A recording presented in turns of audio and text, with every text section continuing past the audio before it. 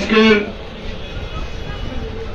বিএনপির প্রতিষ্ঠা বার্ষিকীতে আমরা এই কথা বলতে চাই, দীর্ঘ 17 বছর আন্দোলন সংগ্রাম লড়াইয়ের মাধ্যমে জাতীয়তাবাদী দলের শত শত প্রাণ ঝরে গেছে, শত শত প্রাণ খুন হয়েছে, লক্ষ লক্ষ নেতাকর্মী কারারুদ্ধ হয়েছিল, লক্ষ লক্ষ নেতাকর্মী নামে মিথ্যা মামলা দেওয়া হয়েছিল।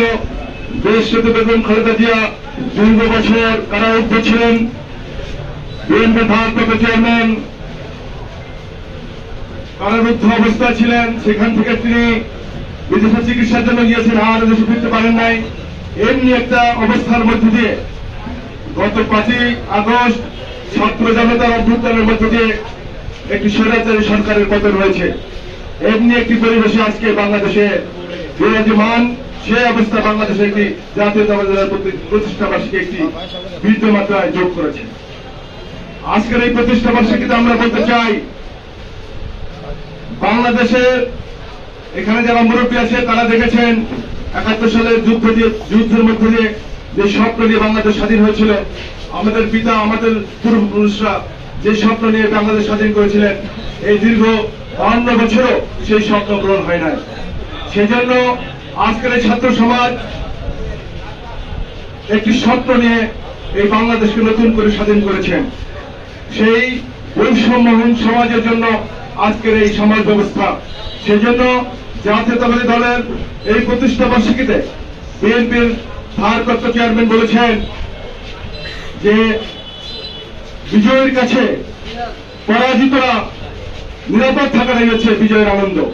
সেজন্য আজকের এই সভা থেকে আমি জাতীয়তাবাদী সকল পর্যায়ের নেতৃবৃন্দের কাছে বলবো, এই দেশ হিন্দু, মুসলিম, বৌদ্ধ, খ্রিস্টান, বিএনপি, আওয়ামী লীগ সকল দলের, সেজন্য আগামী দিনে এই সমাজ ব্যবস্থায় বৈষম্যহীন সমাজ ব্যবস্থার জন্য আমরা আমাদের লড়াই সংগ্রাম চালিয়ে যাব।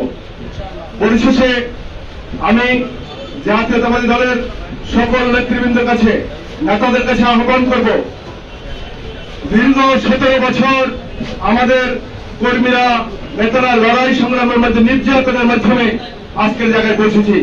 আজকের এই হয়তো আগামী দিনে জাতীয়তাবাদী দল ক্ষমতা আসবে, সেই দিন সুদিনের আশায় আমরা অপেক্ষমান। আমরা আশা করব কোন পর্যায়ে নেতা কোন কর্মীকে ভুলে যাবেন না। নির্যাতিত কর্মী আমরা স্মরণ রাখবো, নেতাদের প্রতি আমি এই আহ্বান রাখছি। এবং আগামী দিনে বাংলাদেশ বিনির্মাণের জন্য জাতীয়তাবাদী দল রাজপথ থেকে এই সরকারের সহযোগিতা করবে, গণতন্ত্রের জন্য সহযোগিতা করবে এবং বৈষম্যহীন সমাজ গড়ার জন্য সবসময় সচেতন থাকবে। সবাইকে ধন্যবাদ। বাংলাদেশ জিন্দাবাদ।